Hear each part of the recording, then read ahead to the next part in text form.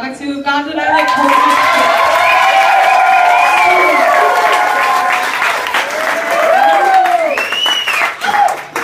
Alright. So, What is it? I've been drinking a lot.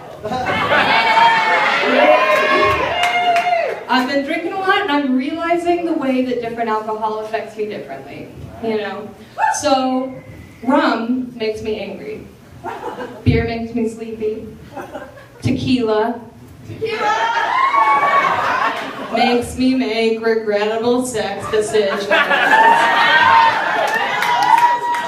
Guys, I'm kidding. I'm kidding. It's my loose moral compass that does that. Man. Like, I can't even blame tequila anymore. Recently, I slept with this guy who had a tattoo of the Monster logo, like the energy drink.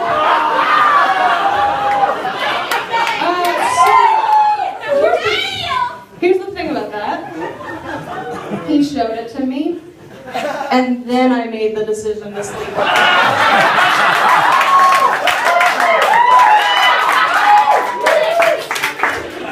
Yeah, that was on me. That wasn't as much meant to be funny, I just needed to get it off my chest, you know. Almost as much as he needs to get that tattoo off of his. Oh man. Yeah, so that's tequila. White wine makes me make some fucking weird purchases. Somebody let me have access to my credit card when I was drunk last time, which was not a good decision. Because I spent $50 on a set of 3 nightgowns. Okay. So right now, I think we're all thinking like cute nightgowns, like sexy. Any crabs? No, it would actually have been better if there were cats on them. So I, drunk on white wine, bought a set of 3 colonial style like nightgowns. Like Civil War era shit, you know? Even for them, would have been considered modest. Like, that's what I got. That was fucking weird.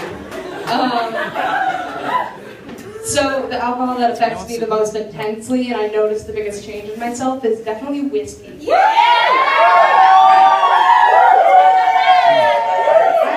I wished that I could say it makes me horny or like mad or anything. It's actually a lot worse. Last time I got drunk on whiskey, I exercised for fun. Which you might be able to guess based on my general appearance. That's a pretty new experience. So I was in Denver when I got drunk on whiskey. It was my first time there. And we were running up these flights of stairs, you know what I think is for funsies, right? And so I come out of my whiskey haze and I'm like, I'm gonna sit down for a minute, and my friend kind of points out, we're not running for funsies. There's been a man on drugs chasing us for 5 minutes.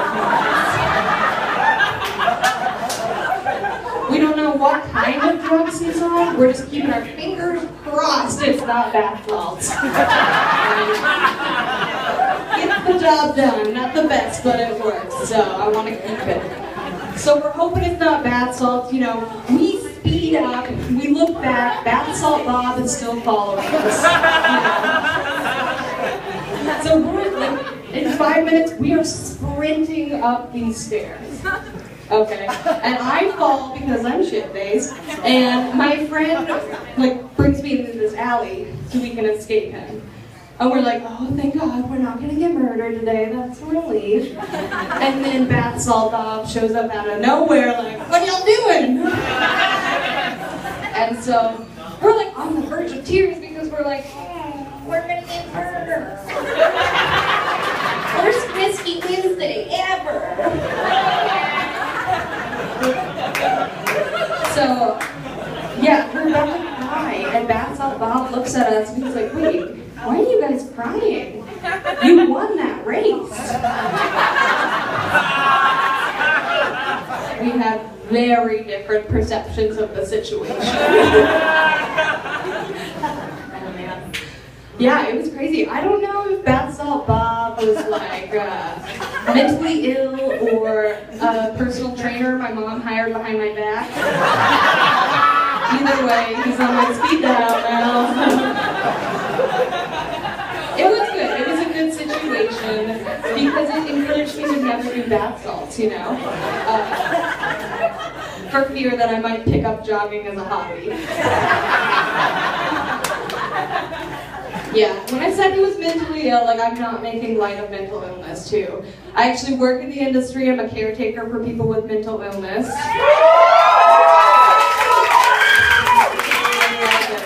It's so great. It's so rewarding too. And my clients with mental illness give the best dating advice. So one of them told me the way to a man's heart is to sing America the Beautiful. That one wasn't as much of a joke. Just if you hear patriotic music in the background later, don't be worried, it's just me trying to get laid, you know. My other client, Milo, he asked me to be his Valentine. And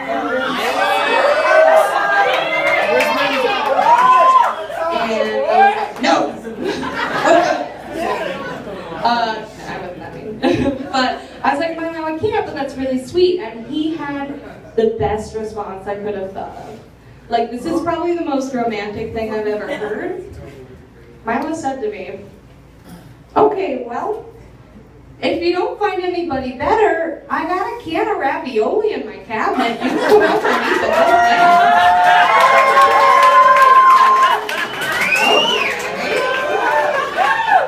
I was like, I like this. So I'm realizing two things at this point. One, this sounds so much better than any Valentine's Day I've ever had. And two, he's a smart man. Like, he's got a good thing going here. So I'm like, I'm gonna learn from this, you know? I'm gonna learn. So let's imagine I'm at the bar with a cute boy who's out of my league. That's at like 7 if that's whatever. And so I'm at the bar with a cute boy out of my league. We're talking, things are going well, but I want to make sure I stay in his mind, you know? I want to make sure he remembers me. I want to leave with one of those, like, look over the shoulder, like, wind blowing in my hair, like, sun setting in the background. Kind of moment I want to leave with. So I look at him, you know, I lean in close, and I whisper to him, well, if you don't find anybody better, I got a can of ravioli in my cabinet.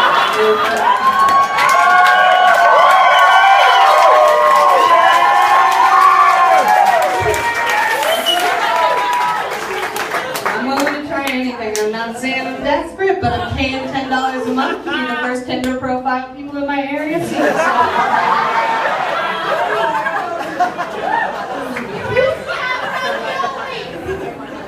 This girl asked if I actually have ravioli. Is it that early? Or is that late already? You already have the drunk munchies? Like, Alright, so I am really okay with being single now. I am. I'm liking it because relationships are actually a lot of work, you know?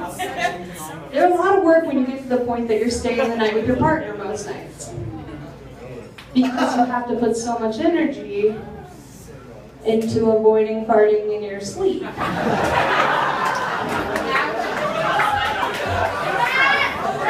we've all done it at some point, you know? Everybody has like woken up out of a deep sleep, like,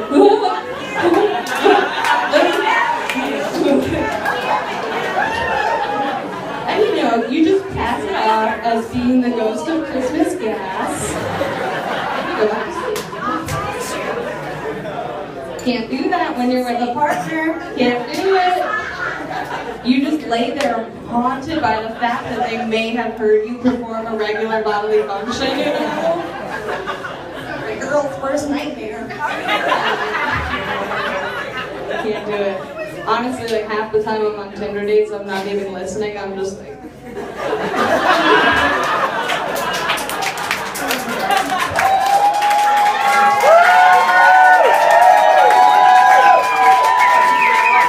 I like this girl over over here with her boyfriend who's just like, I have no idea what she's talking about. Like, literally, like, I eat beans for a week and my stomach fills up with sparkles. Like,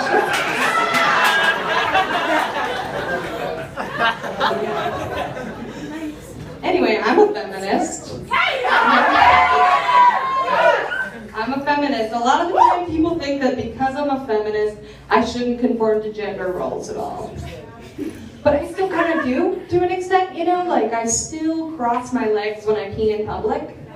In case somebody walks in, they know I'm a lady, you know?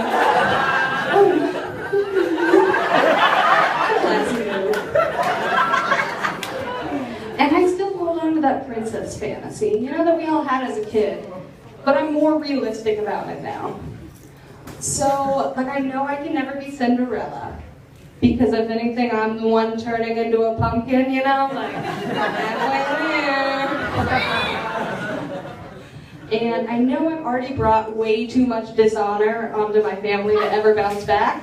So Mulan is not an option either. I got to live out the fantasy a little bit for Halloween because I got to be Snow White trash.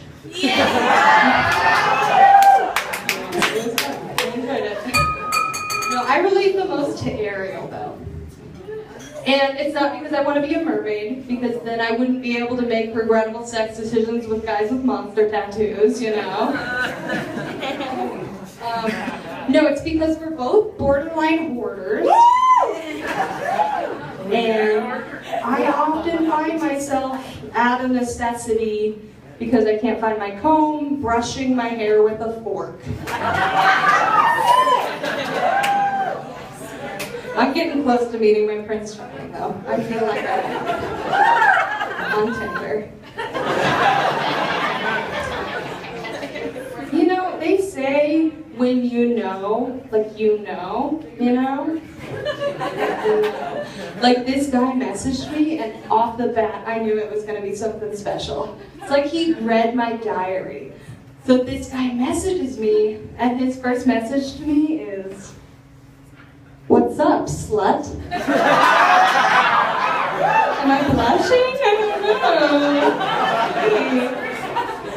Oh man.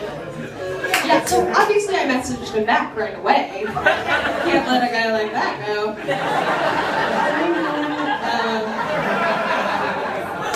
And so I messaged him back right away and I say, "Well, I have never been so moved by a single man's words. We must wed in the spring."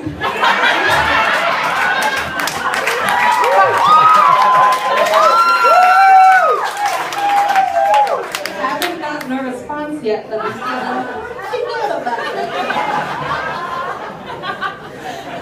Oh man, speaking of Prince Charming, I'm sure some of you are wondering why I'm in a knee brace.